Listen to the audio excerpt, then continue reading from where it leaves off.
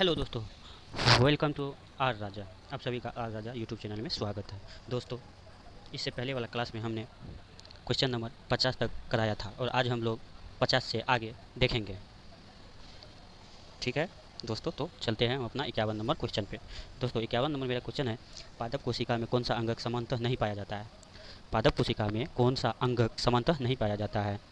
Option A में है chloroplast, option B में है सेल्ट्रियोल, ऑप्शन सी में है रिक्टिका और ऑप्शन डी में है गोल्जी तंत्र। गोल्जी तंत्र इसका सही आंसर क्या होगा दोस्तों? आप लोग दीजिए। इसका सही आंसर होगा दोस्तों ऑप्शन नंबर बी, सेंट्रोसोम। इसका सही आंसर क्या होगा दोस्तों? Option B, centrosome. चलते हैं हम अपना 52 नंबर क्वेश्चन पे। 52 नंबर क्वेश्चन है, जंतु कोशिका में कौन सा अंगक समानतः पाया जाता है? जंतु कोशिका में कौन सा अंगक समानतः पाया जाता है? ऑप्शन ए में है क्लोरोप्लास्ट, ऑप्शन बी में है कोशिका भित्ति, ऑप्शन सी में है सेंट्रोसोम। सेंट्रोसोम तो इसका सही आंसर क्या होगा दोस्तों? इसका सही आंसर हो जाएगा ऑप्शन 52 का सही आंसर हो जाएगा सेंट्रोसोम, ऑप्शन 3 सेंट्रोसोम। सेंट्रोसोम। चलते हैं हम अपना 53 नंबर क्वेश्चन पे। सेंट्रियोल का मुख्य संबंध किससे है? सेंट्रियोल का मुख्य संबंध किससे है? ऑप्शन ए में कोशिका विभाजन, ऑप्शन बी में है प्रकाश संश्लेषण, ऑप्शन सी में है पाचन और ऑप्शन डी में है ऊर्जा भंडारण। तो 53 का सही आंसर क्या होगा दोस्तों? आप लोग सही आंसर दीजिए दोस्तों। 53 का सही आंसर होगा ऑप्शन नंबर ए, कोशिका विभाजन। सेंट्रियोल का संबंध किससे है? कोशिका विभाजन से है। चलते हैं 54 नंबर क्वेश्चन पे। 54 नंबर क्वेश्चन है, प्लाज्मा झिल्ली का प्रमुख घटक क्या है? प्लाज्मा झिल्ली का प्रमुख घटक क्या है? ऑप्शन ए में लिपिड और प्रोटीन, ऑप्शन बी में है केवल सेल्यूलोज, ऑप्शन सी में है केवल प्रोटीन, ऑप्शन डी में है केवल ग्लूकोज। इसका सही आंसर क्या होगा दोस्तों? इसका सही आंसर होगा ऑप्शन नंबर ए, केवल लिपिड और प्रोटीन। इसका सही नंबर क्या होगा? केवल लिपिड और प्रोटीन। चलते हैं हम अपना 55 नंबर क्वेश्चन पे। कोशिका भित्ति किस प्रकार की होती है? 55 नंबर क्वेश्चन है, कोशिका भित्ति किस प्रकार की होती है? ऑप्शन ए में है जीवित, ऑप्शन बी में है निर्जीव, ऑप्शन सी में है अर्जीवित, ऑप्शन डी में है तरल। इसका सही आंसर क्या होगा 55 का दोस्तों? 55 का आंसर होगा ऑप्शन बी, निर्जीव। निर्जीव कोशिका भित्ति किस प्रकार की होती है? निर्जीव होती है। चलते हैं अपना 56 नंबर क्वेश्चन पे। 56 नंबर क्वेश्चन है हमारा दोस्तों, काइटिन कोशिका पादप कोशिका की कोशिका भित्ति प्रमुख घटक है। पादप कोशिका की कोशिका भित्ति प्रमुख घटक है। ऑप्शन ए में है काइटिन, ऑप्शन बी में है सेल्यूलोज, ऑप्शन सी में है ग्लाइकोजन और ऑप्शन सी में ग्रीसोल। ऑप्शन डी में क्या है? ग्रीसोल है। इसका सही आंसर क्या होगा दोस्तों? 56 नंबर क्वेश्चन का आंसर क्या होगा सही? ऑप्शन सी होगा। ऑप्शन क्या होगा? सी होगा, सेल्यूलोज। ऑप्शन सी सेल्यूलोज हो जाएगा दोस्तों।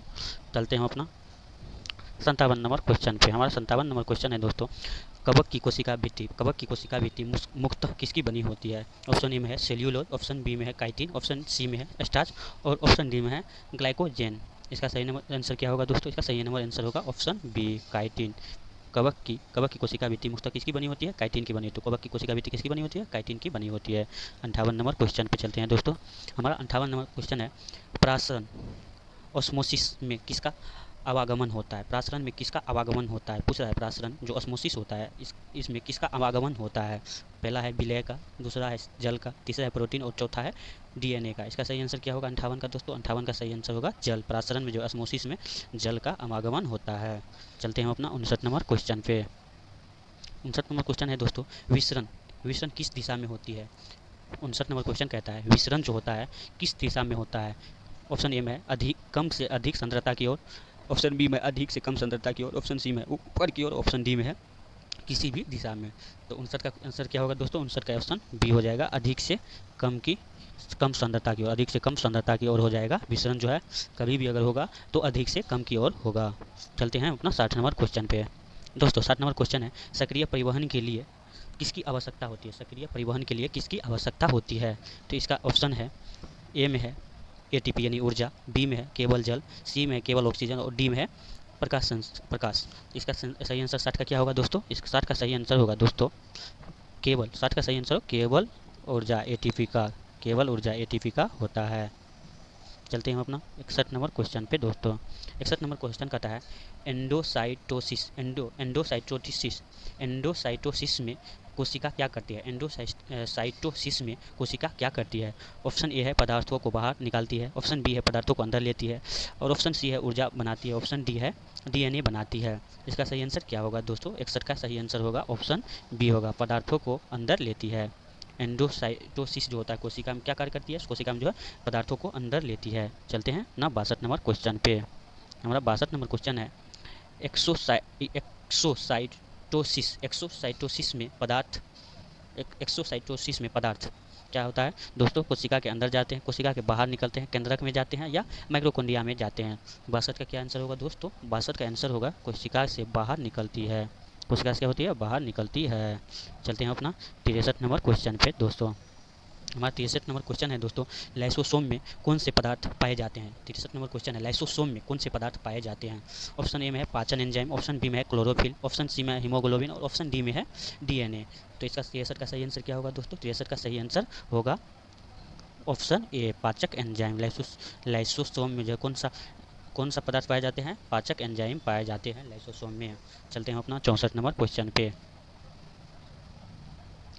64 नंबर क्वेश्चन है 65 नंबर क्वेश्चन है, पादप कोशिका में भोजन का मुख्य भंडारण रूप क्या होता है। पादप कोशिका में भोजन का जो मुख्य भंडारण होता है उस किस रूप में भंडारण किया जाता है, पूछ रहा है हमारा 65 नंबर क्वेश्चन। ऑप्शन ए में ग्लाइकोजन, ऑप्शन बी में स्टार्च, ऑप्शन सी में है ग्लूकोज और ऑप्शन डी में है प्रोटीन। तो इसका 65 का सही आंसर क्या होगा दोस्तों, 65 का सही आंसर होगा ऑप्शन बी, स्टार्च के रूप में। पादप कोशिका जो है भोजन का भंडारण किस रूप में करता है, स्टार्च के रूप में करता है।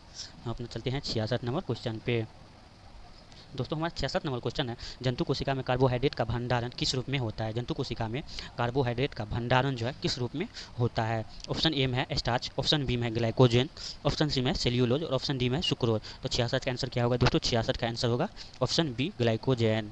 जंतु कोशिका में जो कार्बोहाइड्रेट का भंडारण किस रूप में होता है, ग्लाइकोजन के रूप में भंडारित किया जाता है। चलते हैं अपना 67 नंबर क्वेश्चन पे दोस्तों। 67 नंबर क्वेश्चन है हमारा, क्लोरोप्लास्ट किस प्रकार का अंगक है। ऑप्शन क्वेश्चन नंबर 67 कहता है क्लोरोप्लास्ट होता है यह किस प्रकार का अंगक होता है। यह द्वि झिल्ली वाला होता है या एकल झिल्ली वाला होता है या बिना झिल्ली वाला या इनमें से कोई नहीं होता है। तो 67 का आंसर क्या होगा दोस्तों, 67 का सही आंसर क्या होगा, 67 का सही आंसर होगा क्लोरोप्लास्ट जो है दो झिल्ली वाला होता है। क्या होता है, दो झिल्ली वाला, क्लोरोप्लास्ट दो झिल्ली वाला होता है। चलते हैं अपना 68 नंबर क्वेश्चन पे। 68 नंबर हमारा क्वेश्चन है, माइक्रोकोंडिया में कितनी झिल्लियाँ होती है। माइक्रोकोंडिया में कितनी झिल्लियाँ होती है, एक होती है या दो होती है या तीन होती है या चार होती है या कोई नहीं होती है दोस्तों। ऑप्शन इसका सही आंसर दीजिए दोस्तों। 68 का सही आंसर क्या होगा, 68 का सही आंसर होगा, 68 का सही आंसर होगा माइक्रोकोंडिया में कितनी झिल्लियाँ होती है, दो झिल्लियाँ होती है। माइक्रोकोंडिया में दो झिल्लियाँ होती है। चलते हैं अपना 59 नंबर क्वेश्चन पे। चलते हैं 69 नंबर क्वेश्चन पे। राइबोसोम किस प्रकार की कोशिकांग है। हमारा 69 नंबर क्वेश्चन है, राइबोसोम किस प्रकार का कोशिकांग है। राइबोसोम किस प्रकार का कोशिकांग है। ऑप्शन ए में है एकल झिल्ली वाला, ऑप्शन बी में है द्विझिल्ली वाला, ऑप्शन सी में है झिल्ली रहित, ऑप्शन डी में है केवल पादप कोशिका पाया जाता है। ऑप्शन डी में क्या है, केवल पादप कोशिका पाया जाता है। 69 का आंसर क्या होगा दोस्तों, 69 का आंसर होगा, 69 का आंसर क्या होगा दोस्तों, झिल्ली रहित होता है। राइबोसोम जो होता है किस कोशिकांग होता है, इसमें झिल्ली रहित होता है। चलते हैं अपना 70 नंबर क्वेश्चन पे। हमारा 70 नंबर क्वेश्चन है दोस्तों, हमारा 70 नंबर क्वेश्चन है, कौन सा कोशिकांग स्वयं का डीएनए रखता है। माइक्रोकोंडिया, क्लोरोप्लास्ट, ए और बी दोनों या लाइसोसोम। 70 का सही आंसर क्या होगा दोस्तों, 70 का सही आंसर होगा, कौन सा कोशिकांग पूछ रहा है, डीएनए रखता है। तो माइक्रोकोंडिया और क्लोरोप्लास्ट जो है ये दोनों अपने पास जो है डीएनए रखता है। तो इसका सही आंसर हो जाएगा ए और बी दोनों। ए और बी क्या होगा, दोनों हो जाएगा। माइक्रोकोंडिया और क्लोरोप्लास्ट दोनों क्या करता है, स्वयं का डीएनए रखता है। चलते हैं अपना 71 नंबर क्वेश्चन पे। 71 नंबर क्वेश्चन है, पादप कोशिका में प्लाज्मोडेस्माटा का कार्य क्या है। तो ऑप्शन ए में है कोशिकाओं के बीच संपर्क, ऑप्शन बी में है कोशिका उत्पन्न, ऑप्शन सी में है प्रोटीन निर्माण, ऑप्शन डी में है डीएनए का निर्माण। तो इसका सही आंसर 71 का क्या होगा दोस्तों, 71 का सही आंसर होगा कोशिकाओं के बीच संपर्क। कोशिकाओं के बीच क्या होगा, संपर्क हो जाएगा। ऑप्शन नंबर ए सही आंसर हो जाएगा। चलते हैं अपना 72 नंबर क्वेश्चन पे। 72 नंबर क्वेश्चन है दोस्तों, प्लास्टिक कितने प्रमुख प्रकार के होते हैं। ऑप्शन नंबर 72 कहता है प्लास्टिक जो होता है कितने प्रमुख प्रकार के होते हैं, 1 2 3 4 5, 2 3 4 5। क्या होगा इसका सही आंसर दोस्तों, 72 का सही आंसर क्या होगा, 72 का सही आंसर होगा प्लास्टिक जो होता है, प्लास्टिक कितने 3 प्रकार के होता है। प्लास्टिक कितने प्रकार का होता है, 3 प्रकार का होता है। चलते हैं हम अपना 73 नंबर क्वेश्चन पे। 73 नंबर क्वेश्चन है, निम्न में कौन सा प्लास्टिड है। 73 नंबर क्वेश्चन, निम्न में से कौन सा प्लास्टिड है, क्लोरोप्लास्ट, क्रोमोप्लास्ट, ल्यूक्लोप्लास्ट या सभी। 73 का सही आंसर क्या होगा दोस्तों, कौन सा प्लास्टिक है पूछ रहा है, 4 ऑप्शन में से कोई एक ही होगा दोस्तों। तो 73 का सही आंसर क्या होगा, ये सभी जो है क्लोरोप्लास्ट, क्रोमोप्लास्ट और ल्यूक्लोप्लास्ट जो है ये सभी क्या है, प्लास्टिक है, यानी सभी इसका आंसर हो जाएगा। चलते हैं अपना 74 नंबर क्वेश्चन पे। 74 नंबर क्वेश्चन है, रंगीन प्लास्टिक को क्या कहा जाता है? रंगीन प्लास्टिक को क्या कहा जाता है? ऑप्शन ए में है क्रोमोप्लास्ट, ऑप्शन बी में है ल्यूकोमोप्लास्ट, ऑप्शन सी में है क्लोरोप्लास्ट और ऑप्शन डी में है सेट्रोप्लास्ट। इसका सही आंसर 74 का क्या होगा दोस्तों? 74 का सही आंसर क्या होगा? 74 का सही आंसर होगा ल्यूकोप्लास्ट। ल्यूकोप्लास्ट जो है सही आंसर हो जाएगा। चलते हैं अपना 75 नंबर क्वेश्चन पे। 75 नंबर हमारा क्वेश्चन है, फूल और फलों को रंग प्रदान करने वाला प्लास्टिक है। फूल और फल को जो रंग प्रदान करता है कौन सा प्लास्टिक होता है? क्लोरोप्लास्ट होता है या क्रोमोप्लास्ट होता है या ल्यूकोप्लास्ट होता है या राइबोसोम होता है? तो 75 का आंसर क्या होगा दोस्तों? 75 का आंसर हो जाएगा बी, क्रोमोप्लास्ट जो होता है। यह फूल और फलों को रंग प्रदान करता है। क्रोमोप्लास्ट फूल और फलों को क्या करता है? रंग प्रदान करता है। चलते हैं 76 नंबर क्वेश्चन पे। हमारा 76 नंबर क्वेश्चन है, कोशिका में अवशिष्ट पदार्थों को तोड़ने में कौन सा अंगक सहायक होता है? कोशिका में अवशिष्ट पदार्थों को तोड़ने में कौन सा अंगक सहायक होता है? तो ऑप्शन ए में है लाइसोसोम, ऑप्शन बी में है राइबोसोम, ऑप्शन सी में है सेट्रियोल और ऑप्शन डी में है क्लोरोप्लास्ट। तो इसका सही 76 का सही आंसर क्या होगा दोस्तों? 76 का सही आंसर हो जाएगा लाइसोसोम। कोशिका में जो होता है अवशिष्ट पदार्थों को तोड़ने में कौन सा होता है? लाइसोसोम होता है। लाइसोसोम होता है। ऑप्शन नंबर ए हो जाएगा सही आंसर। चलते हैं अपना 77 नंबर क्वेश्चन पे दोस्तों। 77 नंबर क्वेश्चन है, कोशिका का अर्धदर्भ भाग क्या कहलाता है? कोशिका का अर्धदर्भ भाग क्या कहलाता है? साइटोप्लाज्म, कोशिका भित्ति, केंद्रक, क्रोमोसोम। कोशिका का अर्धदर्भ भाग क्या कहलाता है? साइटोप्लाज्म, कोशिका भित्ति, केंद्रक या क्रोमोसोम। इसका सही आंसर क्या होगा 77 का दोस्तों? 77 का सही आंसर क्या होगा? साइटोप्लाज्म। कोशिका का अर्धदर्भ भाग क्या कहलाता है? साइटोप्लाज्म कहलाता है। साइटोप्लाज्म कहलाता है।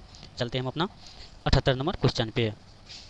78 नंबर क्वेश्चन है, कौन सी कोशिका समानतः बिना केंद्रक के होती है?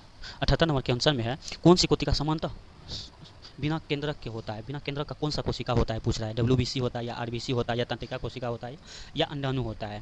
कौन सी होता है दोस्तों? 78 का आंसर सही क्या होगा? 78 का आंसर होगा बी, RBC जो होता है यह बिना केंद्रक का होता है। RBC में केंद्रक नहीं पाया जाता है दोस्तों। चलते हैं हम अपना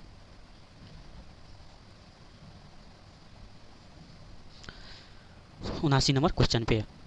79 नंबर क्वेश्चन है दोस्तों, मानव शरीर में ऑक्सीजन के परिवहन का कार्य कौन करता है? मानव शरीर में ऑक्सीजन के परिवहन का कार्य कौन करता है पूछ रहा है। तो मानव शरीर में WBC या RBC या प्लेटलेट या प्लाज्मा कौन सा करता है मानव ऑक्सीजन का परिवहन? ऑक्सीजन मानव शरीर में कौन ले जाता है? WBC ले जाता है, यानी WBC होता है क्या होता है? व्हाइट ब्लड सेल होता है। RBC क्या होता है?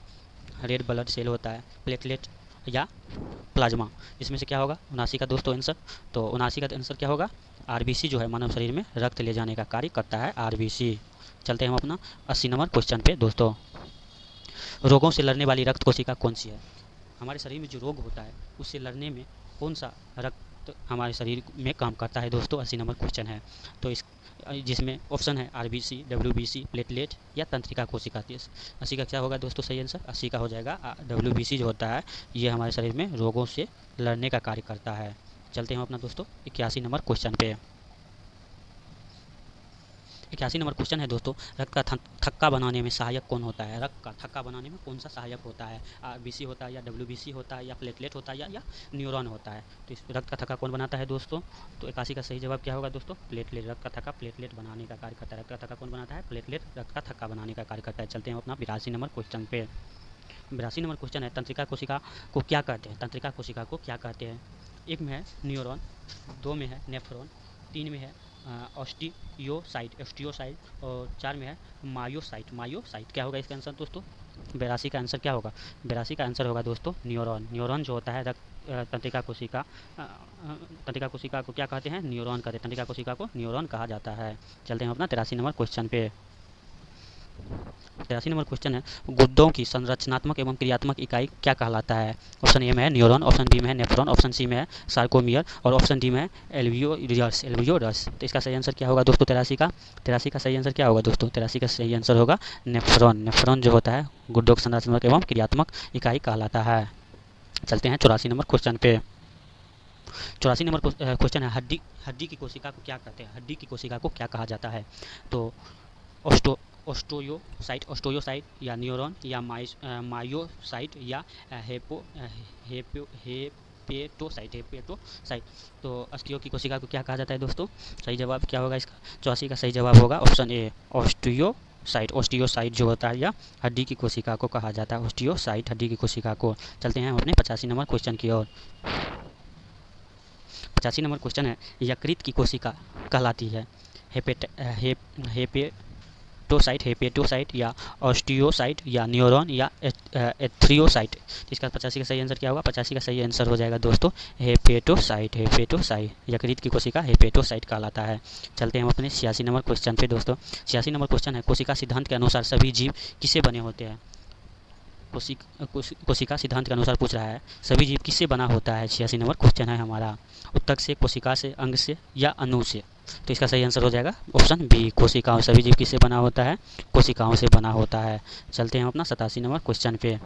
87 नंबर क्वेश्चन है, कोशिका सिद्धांत के बाद में किस वैज्ञानिक ने महत्वपूर्ण योगदान दिया था? विर्चो, डार्विन, न्यूटन या मेडल? इसमें से किसने कोशिका सिद्धांत के बाद में वैज्ञानिक महत्वपूर्ण योगदान किसने दिया था दोस्तों? 87 का आंसर क्या होगा? 87 का हो जाएगा विर्चो ने दिया था, विर्चो। चलते हैं अपना 88 नंबर क्वेश्चन पे। 88 नंबर क्वेश्चन है, विर्चो के अनुसार नई कोशिका कहाँ उत्पन्न होती है? कह रहा है विर्चो जो वैज्ञानिक था उसके अनुसार नई कोशिका कहाँ उत्पन्न होता है? निर्जीव पदार्थ से या पूर्ववर्ती कोशिका से या केवल रक्त से या जल से? इसका सही आंसर क्या होगा दोस्तों? 88 का सही आंसर होगा पूर्ववर्ती कोशिका से जो है कोशिकाओं का निर्माण होता है। पूर्ववर्ती कोशिका से नई कोशिका का निर्माण होता है। चलते हैं 89 नंबर क्वेश्चन पे दोस्तों। 89 नंबर क्वेश्चन है, सबसे छोटी स्वतंत्र रूप से जीवित कोशिका का उदाहरण है? पूछ रहा है सबसे छोटी स्वतंत्र रूप से जीवित कोशिका का उदाहरण इसमें से कौन सा है? माइक्रोप्लाज्म है या अमीबा है या आरबीसी है या पैरामीशियम है? तो इसमें से क्या है दोस्तों? 89 का आंसर हो जाएगा माइक्रोप्लाज्म। सबसे छोटी स्वतंत्र रूप से कोशिका कौन सा है? माइक्रोप्लाज्म जो है सबसे छोटी और स्वतंत्र रूप से कोशिका है। चलते हैं अपना 90 नंबर क्वेश्चन पे दोस्तों। 90 नंबर क्वेश्चन है, अमीबा किस प्रकार का जीव है? अमीबा किस प्रकार का जीव है दोस्तों? बहुकोशिकीय, एक कोशिकीय या द्विकोशिकीय या उत्तक स्थल कोशिकीय? तो अमीबा किस प्रकार का जीव है दोस्तों? इसका सही आंसर क्या होगा? 90 का सही आंसर होगा ऑप्शन बी, अमीबा जो होता है या एक कोशिकीय जीव होता है। इतना चलते हैं 91 नंबर क्वेश्चन पे दोस्तों। 91 नंबर क्वेश्चन है, एक कोशिकीय जीव में एक कोशिका ही क्या करती है? एक कोशिकीय जीव में एक कोशिका ही क्या करती है? केवल शोषण करती है, केवल पोषण करती है, सभी आवश्यकता जीवन क्रिया करती है या केवल प्रजनन करती है? तो 91 का सही आंसर क्या होगा दोस्तों? 91 का सही आंसर होगा ऑप्शन डी, सभी आवश्यक जीवन क्रियाएँ पूर्ति करती है दोस्तों। तो 92 पे चलते हैं दोस्तों। 92 में है, कोशिका का आकार सामान्यतः किस इकाई में मापा जाता है? कोशिका का जो आकार होता है उसको किस इकाई में मापा जाता है दोस्तों? मीटर में, सेंटीमीटर में या माइक्रोमीटर में? दोस्तों किस में मापा जाता है? 92 का सही आंसर क्या होगा दोस्तों? Option C. और कोशिका का जो मापा जाता है ये माइक्रोमीटर में मापा जाता है। चलते हैं अपना 93 नंबर क्वेश्चन पे दोस्तों। 93 नंबर क्वेश्चन है, एक माइक्रोमीटर बराबर कितना होता है? 10⁻³ मीटर होता है, 10⁻⁻6 मीटर होता है या 10⁻⁻9 मीटर होता है या 10⁻⁻12 मीटर होता है? एक माइक्रोमीटर बराबर कितना होता है दोस्तों? तो एक माइक्रोमीटर बराबर दोस्तों होता है 10⁻⁻6। एक माइक्रोमीटर बराबर कितना होता है? 10⁻⁻6 होता है। चलते हैं हम अपना दोस्तों 94 नंबर क्वेश्चन पे। हमारा 94 नंबर क्वेश्चन है दोस्तों, 1 मिनट। 94 नंबर क्वेश्चन है, कोशिका का सबसे बाहरी भाग पादप कोशिका में सामान्यतः क्या होता है?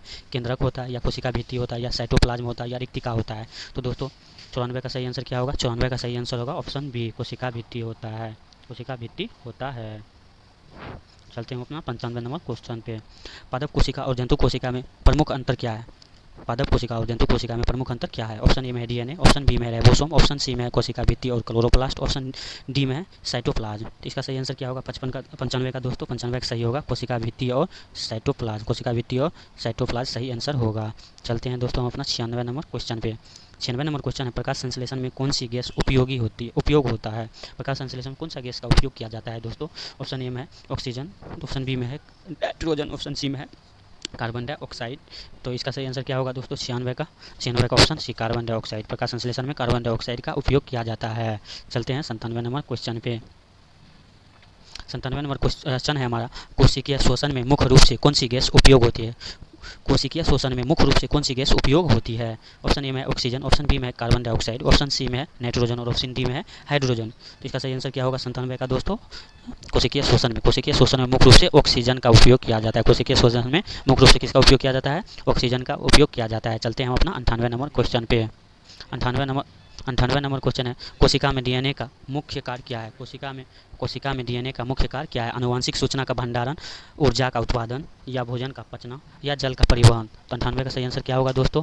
98 का सही आंसर होगा दोस्तों ऑप्शन नंबर ए हो जाएगा, कोशिका में डीएनए का कार्य को पूर्ण करना। चलते हैं अपना 99 नंबर क्वेश्चन पे। 99 नंबर क्वेश्चन है दोस्तों हमारा, जीन किसका एक ये भाग होता है? जीन जो होता है यह किसका एक भाग है? प्रोटीन का, डीएनए का, वसा का या कार्बोहाइड्रेट का? तो जीन किसका एक भाग है दोस्तों? जीन किसका एक भाग है दोस्तों? तो जीन जो है यह प्रोटीन का है या डीएनए का है या वसा का या कार्बोहाइड्रेट का? तो दोस्तों जीन जो होता है यह डीएनए का भाग होता है। जीन जो होता है डीएनए का भाग होता है। थैंक यू सो मच दोस्तों।